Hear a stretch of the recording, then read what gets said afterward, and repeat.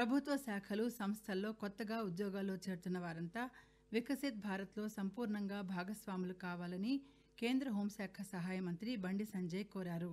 నిజాయితీ నిబద్ధతలతో జాతికి సేవలందించాలని, పేదలకు సంక్షేమ పథకాలు ఫలాలు అందేలా చూడడంలో కీలక పాత్ర పోషించాలని సూచించారు. మీ ద్వారా దేశానికి లాభం జరగాలి, మీ ద్వారా జాతికి లాభం జరగాలి, మీ ద్వారా పేద ప్రజలకు లాభం జరగాలి. తద్వారా మోడీ యొక్క వికసిత్ భారత్ యొక్క సంకల్పాన్ని నెరవేర్చే దిశలో మీరు దానిలో భాగస్వాములు కావాలని చెప్పి ఒక ఆలోచనతో మాత్రమే ఈ ఉద్యోగ కల్పన కల్పించే తప్ప వేరే ఉద్దేశం కాదనే విషయాన్ని మనం గుర్తుంచుకోవాలి.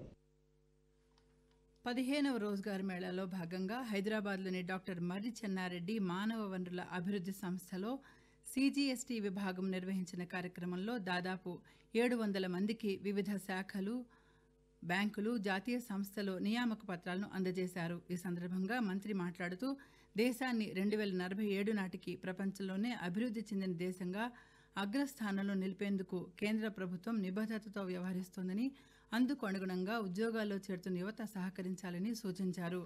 అంతకుముందు central bureau of indirect and customs Hyderabad zone principal chief commissioner Sandeep Prakash, principal chief commissioner Sangeeta హాజరయ్యారు.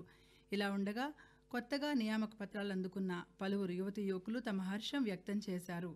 నిర్మల్ నుంచి CGST ఇన్స్పెక్టర్గా ఎంపికైన అన్వేష్, హైదరాబాద్లోని NINలో ఉద్యోగం సాధించిన యామిని నిహారిక తమ హర్షాన్ని మా ప్రతినిధి MS లక్ష్మితో ఇలా పంచుకున్నారు.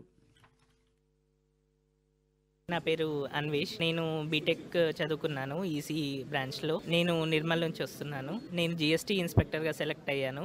ఇలా సెలెక్ట్ అవ్వడము చాలా హ్యాపీగా ఉంది. చాలా ఎఫర్ట్స్ పెట్టాను. నేను కంట్రీకి సర్వ్ చేయడము చాలా హ్యాపీగా ఫీల్ అవుతున్నాను. నా పేరు యామిని నిహారిక. నేను బీటెక్ చదివాను.